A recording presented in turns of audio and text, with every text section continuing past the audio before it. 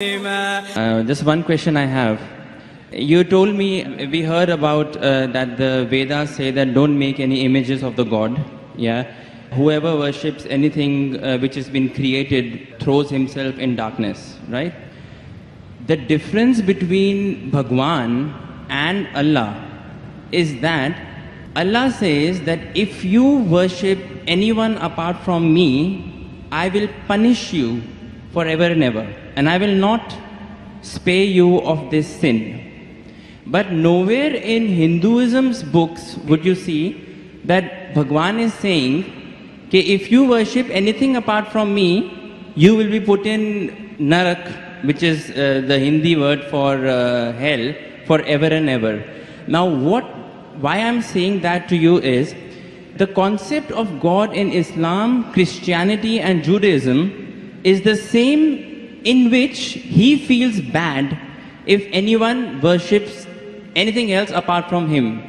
But the concept of the other side of the religions, which is Hinduism, Buddhism, or those sides, the concept of God there, I think, is more, the God of those religions is more large-hearted, because he doesn't say to you that I'm going to put you in hell if you don't worship me. Although I understand that it is wrong to worship idols, it is wrong to worship created things, but I do feel that because that, I somehow feel that, you know, Kul hu Allahu ahad, Allahu samad, lam yalid wa lam yulad. Basically God, there is nothing like him, right? So why in the Quran or the Bible or the Jews' scripture we are attributing a human feeling to God?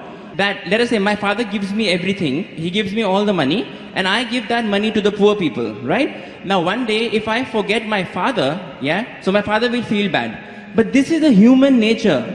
God is more large-hearted than that. Even if I don't worship him, he should have no problems. You know, he should not put me to hell, because that's egoistic. Egoism is a part of human nature, not of God, is what I feel, according to my understanding. rules. Brother Rahul is an old friend of mine, mashallah. Whenever I come to Dubai, no question answer session goes without him asking a question. He's following me since many years.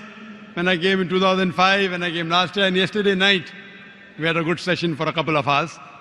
And though he didn't mention his name, he's Rahul, mashallah. And we pray that may Allah guide him. Inshallah, may Allah give hidayah. And he asks very good questions. Always difficult questions. Very good questions. I like it. It's a challenge for me. He asked me new question. I like challenges. And always I say he asked a good question. This is one of my last questions, sir. One of my Last question before you accept Islam. One of my last questions. Before you accept Islam.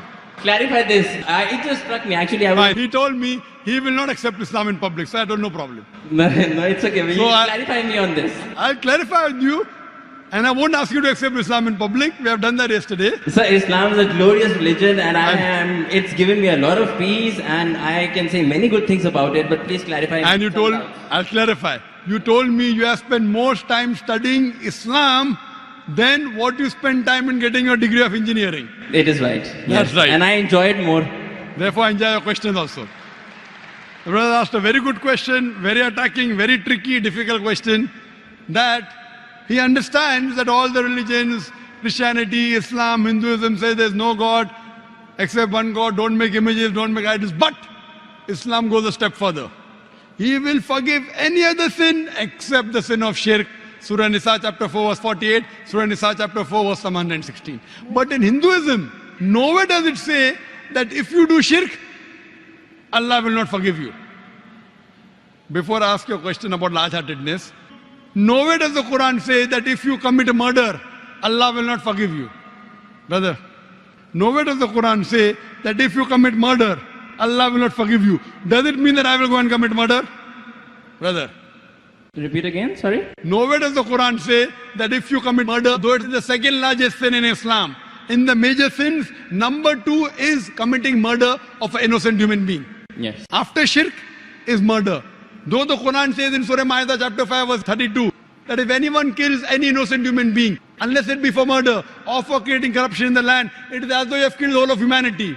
But nowhere does the Quran say that if you commit murder, Allah will not forgive you.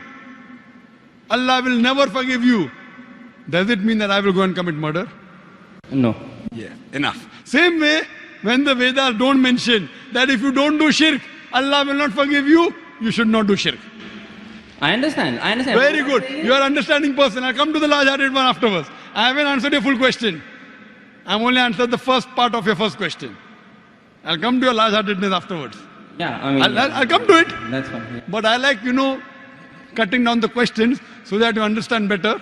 Yes. Or if you understand, the other people also should understand. You're an intelligent person, I know that. Sure. MashaAllah, engineer done from UK. That's what he told me yesterday. Now coming to your part of large-heartedness. Yeah. That in Islam, if you don't do this, I'll punish you. That is a human nature. That if the father gives money to the son, son gives in charity, tomorrow the son doesn't ask about the father, so father feels bad. It's human nature, I agree with you. God is far superior, I agree with you. Yes. So why does God feel bad?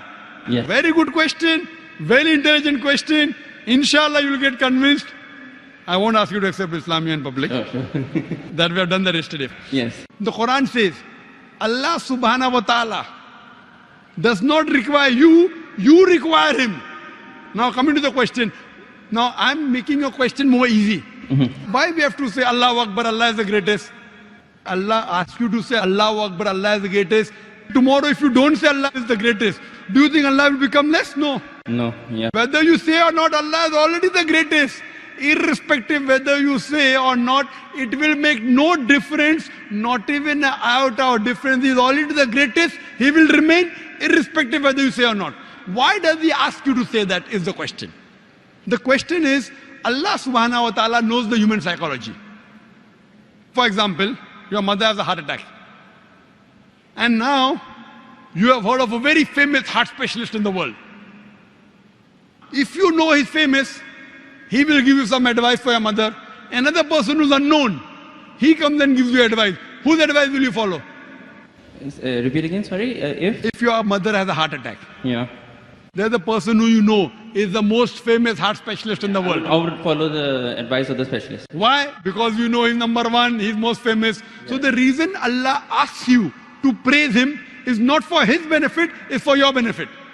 Because the moment you praise Allah, you will follow his advice. Agreed. By following his advice, Allah will not benefit, you will benefit. Yes. By the doctor giving advice to you, he will not benefit. Yes, you may give him fees so that way he'll benefit. You aren't giving any fees to Allah. Yes. So Allah doesn't benefit anything. But the moment you praise him, it is human. When you say Allah is the most wise, Allah is the greatest, Allah is the most merciful, most wise, he gives advice, I'll follow. Most greatest, I'll follow him. Most merciful, I'll follow him. So you say all these praises not to benefit him, to benefit yourself. Agreed. Yes. So when you worship him, it does not benefit him, it benefits you. Yes. When you follow the advice of the doctor, it will benefit if you give him fees. Yes. You don't give any fees to Allah. Yes. It benefits you. Yes. So same way, Allah is large-hearted. By punishing you, do you think he will benefit? No. By punishing, he becomes I'm coming to it, brother Rahul. Yeah. Let me complete my answer. Sure. Yeah. By punishing you, he will not benefit, but he is giving you a fear. Why? If you have alcohol, he will punish you. If you have drugs, he'll punish you. Whether you have drugs or what difference does it make to him? Now, if he says, okay, don't have drugs, but if you have drugs, I will not punish you, then will you have drugs or not? You will have.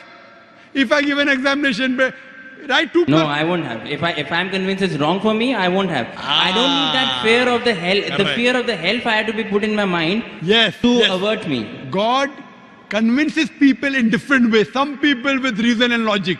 You're a logical person, you're convinced with logic. Some people want fear, some people want punishment, some people want reward. There are 3-4 types of ways which Allah speaks.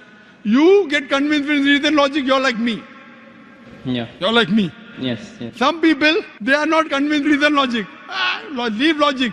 I'll get reward, I'll do it. I'll get punishment, I'll stay away. So if, लेकिन सच क्या है होता क्या है reality में is the fear is it reality वो होएगा yes, I'll tell you. Reality is that the hellfire is there and the punishment is there, Brother, right? let me complete the answer. Yeah. Will you allow me to complete the answer or you will? Yes, please. Let me complete, I'll give you a chance. Ji. I'll give you a chance to say that you're convinced. Yes. But before I complete my answer, you're interjecting. Sure. Yeah, please. After I complete, I'll give you a chance and ask you. Sure, yeah. Now, there's a teacher taking an examination. 2 plus 2 is how much? 4. Convinced? Now, there are some people, the teacher says, okay, now in the examination, those who write correctly will get plus point, will pass. Those who don't write correctly will fail. Now, when the teacher is telling hundreds of things, it's difficult for everyone to remember. But if you want to remember, you write.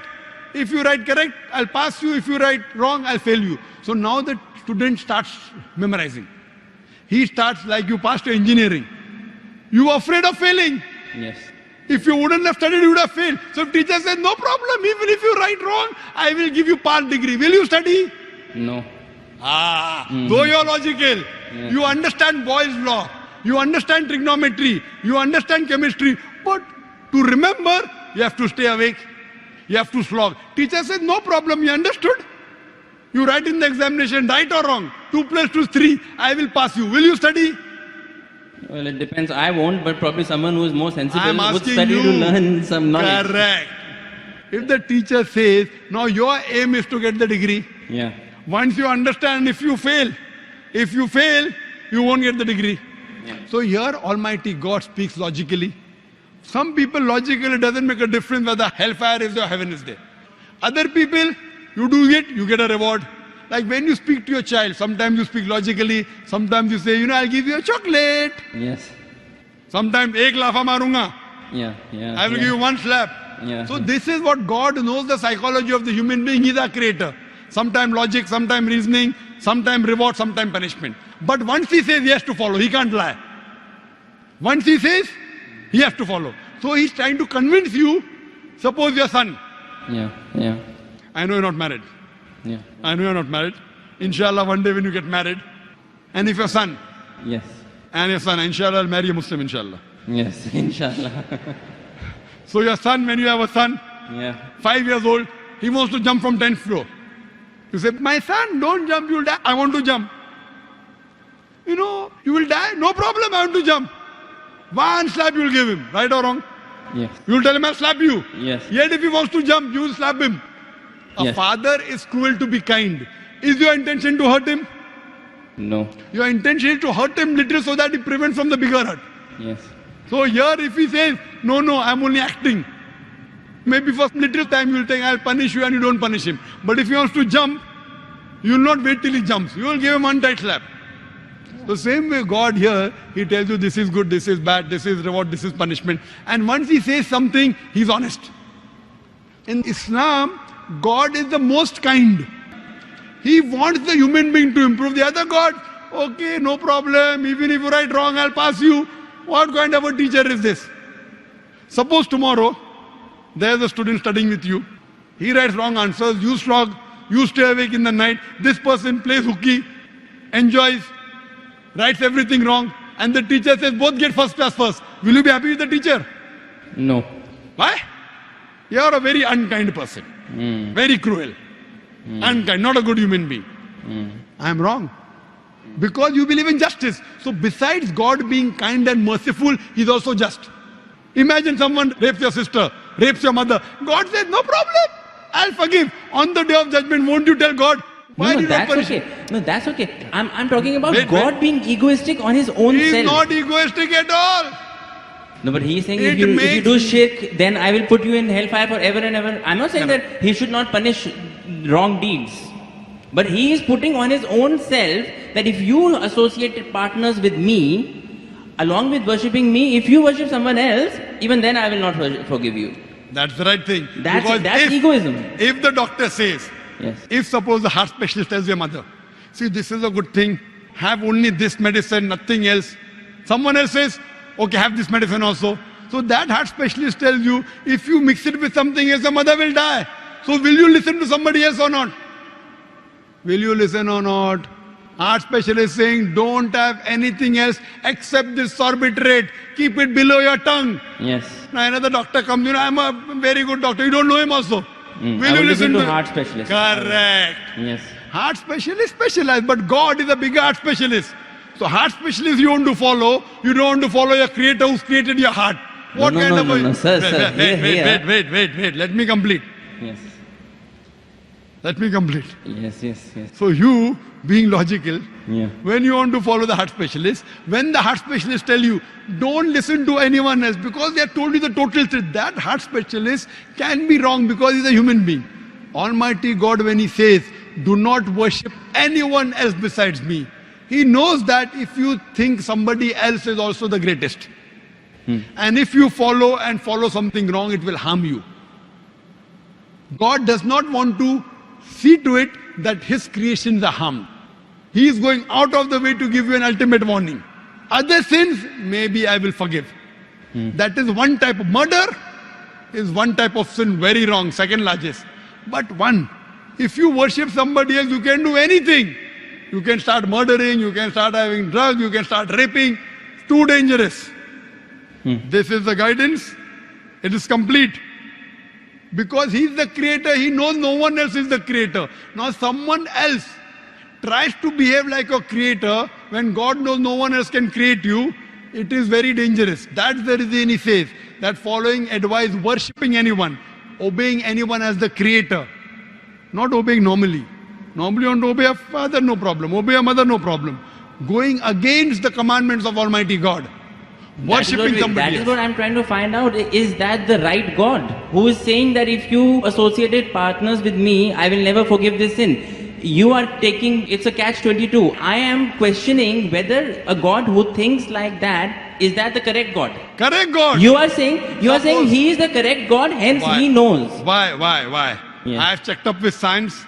This Quran passes Yeah. the test. When I put science to your Hindu scriptures, it fails. Yeah. When I put science to Bible, it fails.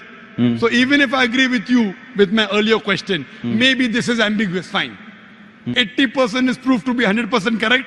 20% is ambiguous. Inshallah, logically, even this will be right. If I have to put that way. But the other way, if a doctor who's solid... Stronger argument would be that Stronger 100% argument, is correct. 100% 100% of it is proved that it is correct. If 20% ambiguous is I there, tell you one thing, brother, your mind hasn't reached that level. My mind hasn't reached that level. right. The science hasn't reached that level. Maybe 100 years afterward, 1,000 years after, it will be proved 100% correct. We are limited. The problem is in you and me, not in the Quran. Similarly, but a person who's very powerful, a person who's a heart specialist, he knows his stuff very well. He'll be sure. Do this, nothing else. A person who's not sure, okay, have this medicine also, have that medicine also. So person who's cocksure of himself, like the Creator Almighty God, he will give this commandment. Now he's cocksure.